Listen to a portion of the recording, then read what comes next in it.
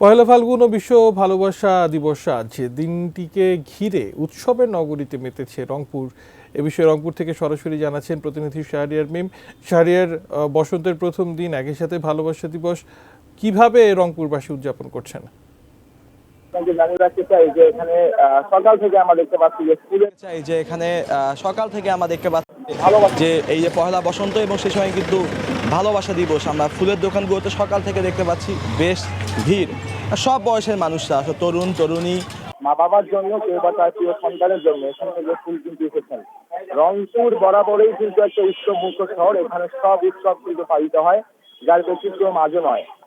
আমরা ফুলের দোকানগুলোতে যেমন দেখছি যে এখানে মানুষ ফুল কিনতে এসেছেন, বিভিন্ন বয়সের তরুণ তরুণীরা ফুল কিনতে এসেছেন।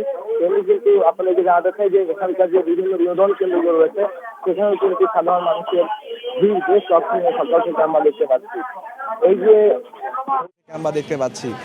এই যে নির্বাচনের পরপরই কিন্তু যদিও একটু শহরটি ফাঁকা রয়েছে, কেননা অনেকেই বিশেষ করে শিক্ষা প্রতিষ্ঠানগুলো বন্ধ রয়েছে, আজকে কিন্তু ছুটির দিন, তেমন ভিড় ফুলের দোকানের সামনে এই মুহূর্তে নেই। তবে সময় বাড়লে কিন্তু বাড়তে পারে, এমনটা কিন্তু এখানকার যারা ব্যবসায়ী তারা কিন্তু বলছেন। তবে এখানকার ব্যবসায়ীরা একটি কথা বলছেন, এবারের ব্যবসায় কিন্তু ফুলের ব্যবসায় একটু মন্দা রয়েছে, কেননা বেশি মানুষের আসলে উপস্থিতি নেই, তারা বলছেন এটা।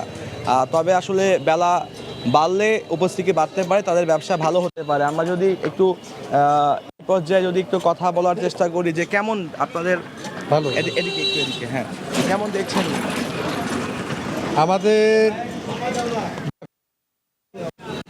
আগের মতো হয় না, একটু ইলেকশন কারণে একটু হালকা, এবং হ্যাঁ ইলেকশন না হলে মোটামুটি খুব ভালোই ব্যবসা বাণিজ্য আপনাদের হইতো, বুঝছেন।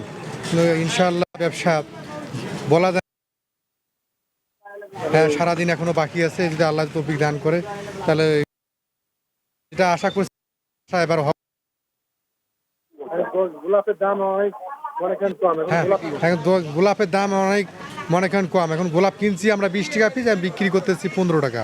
হ্যাঁ এরকম পর্যায়ে পড়ে গেছে এবার প্রতিটা ব্যবসায়ীদের আমাদের দোকান দিবার ধরা। ধন্যবাদ আপনাকে। যেমনটি শুনছিলেন যে আসলে যারা ফুলের ব্যবসায়ী তারা কিন্তু বলছেন তাদের এবার ব্যবসা একটু মন্দা পড়েছে, ভাটা পড়েছে, যেটা আমি